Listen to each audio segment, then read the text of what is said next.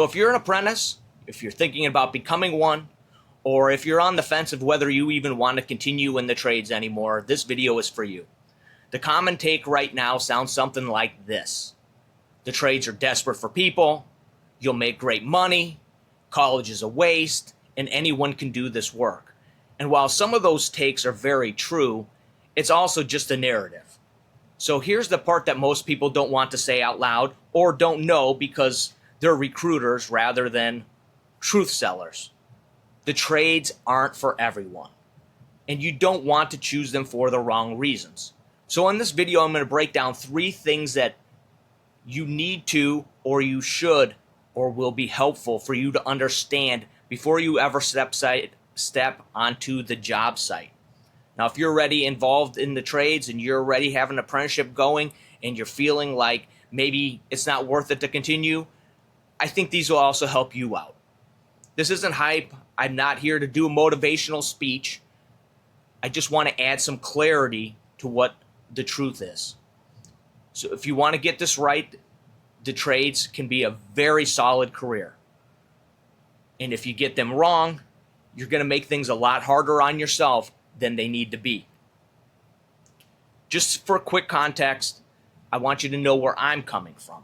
I've been in the construction industry for almost 30 years now, starting out as an apprentice, then working my way through the field as a foreman, multiple superintendent roles, small business owner, and today I'm back in the field working for a great company as a foreman, lacing up my boots and heading to the job every morning just like you. I've worked in different regions, under different systems, and with different crews. What I'm sharing here isn't just a theory. This is my lived experience. The trades will test you physically, mentally, and emotionally, especially as an apprentice. And if you choose the path for the wrong reasons, this business will chew you up and spit you out. If you choose it with the right understanding, it can give you more than you ever imagined. So let's get into it. Before the skill, tools, or experience, the first thing you need to have is the right mindset. A lot of people enter construction asking the question, do I want to do this? The question collapses the first time things get uncomfortable, and that can happen quickly, especially as an apprentice. The mindset that you want to have is, I can do this. That doesn't mean that things are always fun, and believe me, they can be very fun. But it does mean that you stop negotiating with difficulty and you start embracing it. Here's the reality apprentices need to hear early. You don't know what you're capable of until you are put to the test. And every apprentice and everyone on the job site for that matter, and that's why on good job sites there's so much respect, is because we're all tested every day, right? With early mornings and cold weather and long days and repetitive work, or doing things that we just don't want to do. And those moments aren't punishments, they're tests. And those tests create growth, and that growth creates confidence that keeps you moving forward. Confidence doesn't come first in the trades. You have to earn it by getting through those hard days and showing up again. It's like you get punched in the face one day because of the weather. The next morning, 4 a.m., that alarm goes off. You have to get back up and do it again. And each test you pass expands what you believe that you can handle. And that growth compounds and confidence becomes quiet and earned. If you're constantly saying to yourself, do I want to do this? You'll always be looking for an exit. You'll always be searching for a way out. And if you shift to this is hard, but I can handle it, you start to stack proof that you can handle it. And that mindset will help be the foundation for everything else, your future in this industry. Point 2, there's no hack, there's no cheat, and there's no fast track. Here's the truth that's hard to hear. You cannot shortcut competence in this industry. You think you know just enough to think that you've got things figured out, and then you'll get slapped in the face by this business and it will humble you once again. But that's normal. What matters is how you respond in that moment. There's no hack, there's no cheat, There's no fast track. You get better day by day, repetition by repetition, and mistake by mistake. I had an apprentice I was talking to the other day. Humble kid, good kid, and he told me as he was about to journey out, I don't add the value. I cannot contribute the same way that most of these journeymen are on this project. What I told him is, that's great. That's the right attitude. It takes 4 years sometimes to realize that you don't know anything yet.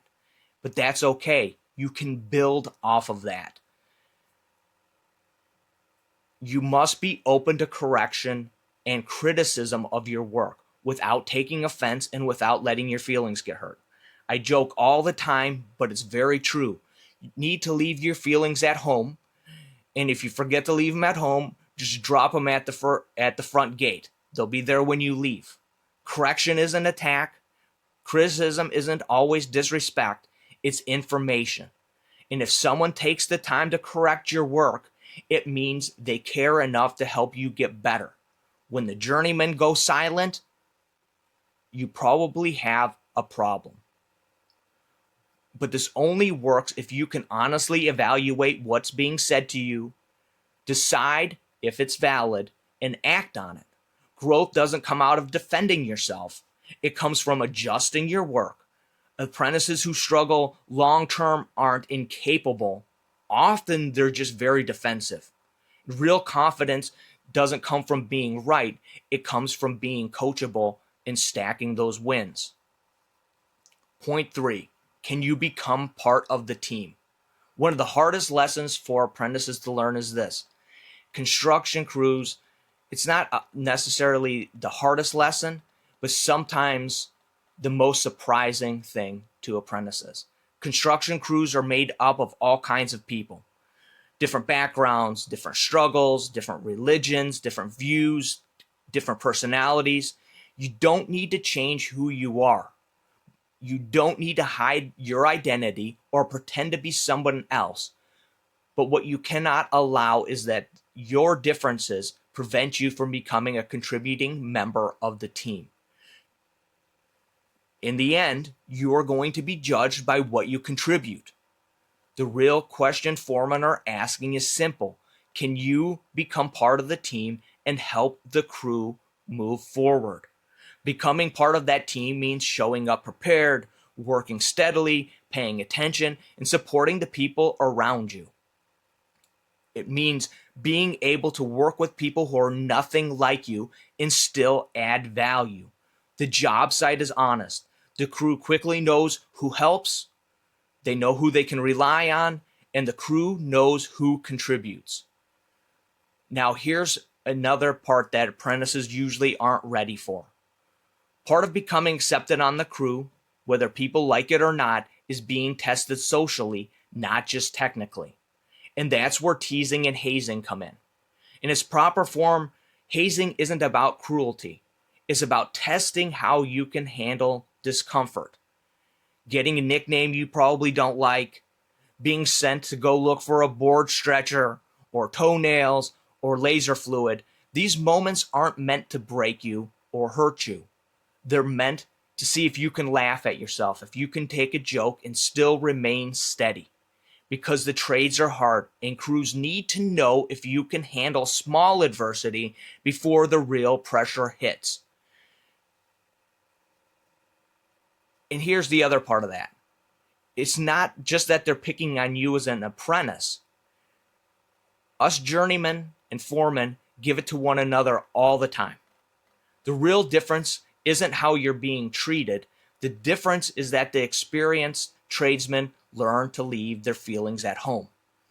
Apprentices often bring theirs to work, and that's why it feels so personal. That doesn't mean that anything goes. And believe me, I understand that hazing can absolutely go too far. When it crosses into abuse, harassment, or real disrespect, that's a totally valid reason to leave a company. Don't quit your apprenticeship because of it. Doesn't mean everybody's like that. It doesn't mean every situation is awful. But it does mean that you should leave that environment. And that line matters. But light teasing, jokes, and social testing are part of how the crew figures out who can be trusted.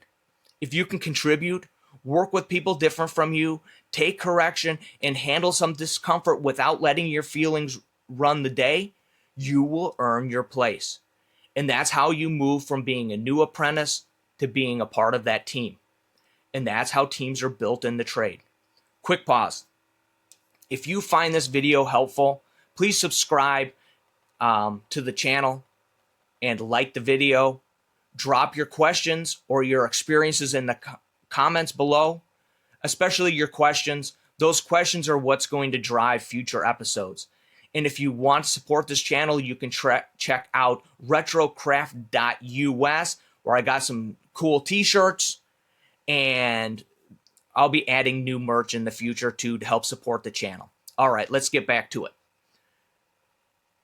So are the skilled trades right for you?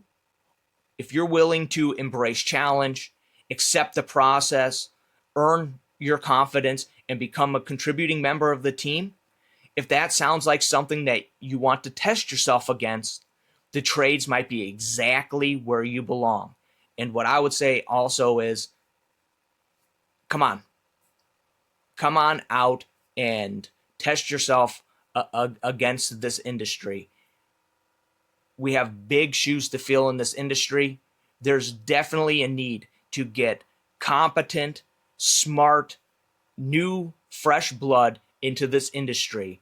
And I'm excited to work with the next generation coming in and to show them the ropes and to build strong tradespeople that can carry this industry into the future. That's all I have. Get back to work.